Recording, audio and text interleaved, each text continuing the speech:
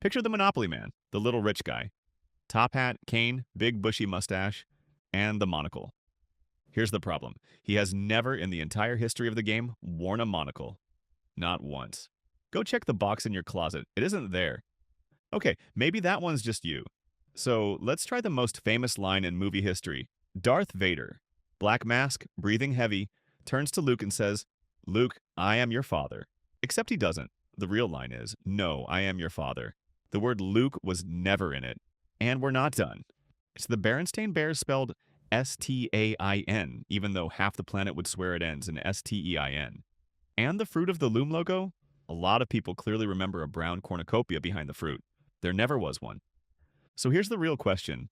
Where did you get those memories, and why do you share them with millions of strangers you've never met? This is the Mandela Effect.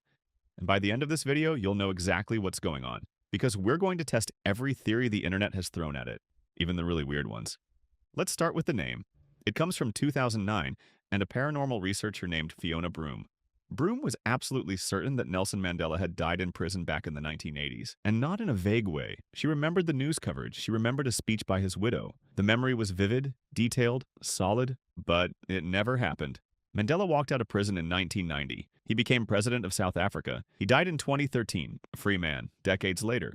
Broome could have shrugged it off as a personal mistake, but then she started talking to other people, and thousands of them remembered the exact same thing. The same false funeral, the same speech that was never given. So she gave it a name, the Mandela Effect, a shared memory of something that simply did not occur. The whole phenomenon is named after a false memory, not a discovery. So what causes it? The internet has theories. Let's start with the fun one. Theory 1.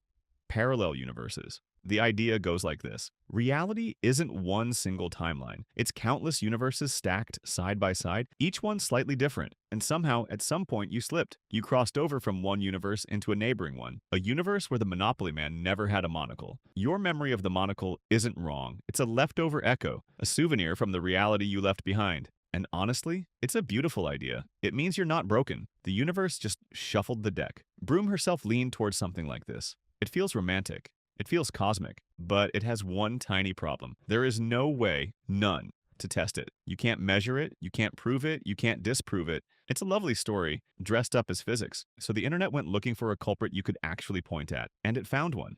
Theory 2. CERN broke reality. This is the theory that exploded on TikTok. CERN runs the Large Hadron Collider, a 17-mile particle accelerator buried under the border of Switzerland and France. It's the biggest machine humans have ever built, and the story says when they switched it on, they didn't just smash particles. They punched a hole, a portal. They shifted all of us sideways into a parallel dimension, and that's why your memories don't match anymore. It even came with a viral anonymous account, a so-called whistleblower, claiming to leak the truth from inside. A giant secret machine, a mysterious accident, a cover-up. As a story, it is genuinely fantastic. So let's give it the honest gut check. How much energy does the Large Hadron Collider actually pack into a particle? You'd imagine something apocalyptic. The real answer? Each proton carries roughly the energy of a single mosquito in flight. A mosquito! That's it. Yes, that energy is squeezed into something almost unimaginably tiny, and that's why it's great for physics. But it is nowhere near the scale you'd need to tear a hole in space-time. And here's the part that really ends it. Cosmic rays, particles from deep space slam into Earth's atmosphere every single second, at energies far higher than anything the collider produces. They've been doing it for billions of years, long before CERN, long before humans, and the sky has never once cracked open. So the CERN theory is wonderful folklore. It's just not physics. Which leaves us with theory 3, and this is the one that's actually true. It's also the one that should unsettle you the most. Your memory was never a recording. You probably picture memory like a video file. Something happens, your brain saves it, and later you press play. That is not how it works, not even close. Memory is a reconstruction. Every time you recall something, your brain rebuilds it from fragments. And wherever there's a gap, it fills the hole with what should be there, not what was there. What makes sense? Watch how that explains Darth Vader. The real line, "No, I am your father," is confusing on its own. No what? Out of context, it barely parses. So your brain quietly edits it into something that stands on its own. Luke, I am your father. Cleaner, clearer, and completely invented. A psychologist named Elizabeth Loftus proved how fragile this is. In one study, people watched a car crash, then got asked about it. For some, she described the cars as having smashed into each other. For others, just hit. That single word changed their memory. Smashed group later recalled seeing broken glass at the scene. There was no broken glass. The word planted it. And it gets bigger. In her famous Lost in the Mall work, Loftus and her colleagues planted an entire fake childhood memory, being lost in a shopping mall as a kid, and a chunk of people not only believed it, they elaborated on it. They added details to a memory of something that never happened. So a monocle on a rich cartoon man? Your brain barely has to try. Rich cartoon characters wear monocles. Think of Mr. Peanut. The monocle just fits. So your brain pencils it in and hands it to you with total confidence. But that explains why you get it wrong. It doesn't explain why we all get it wrong the same way.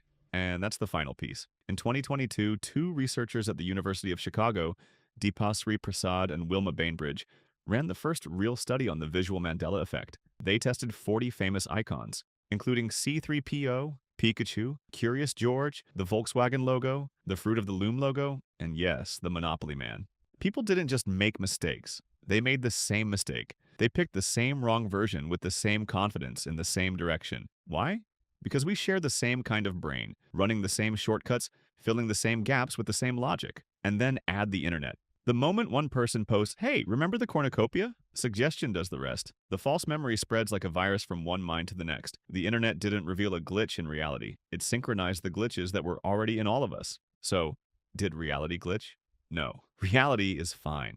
The unsettling truth is smaller and closer to home. Your memory was never the trustworthy recording you assumed it was. It never has been. It's a story your brain rewrites a little every time you tell it. That's why the Mandela effect sticks with you. Not because the universe shifted, but because for one strange second, you got to feel how editable your own past really is. So here's the thought I'll leave you with.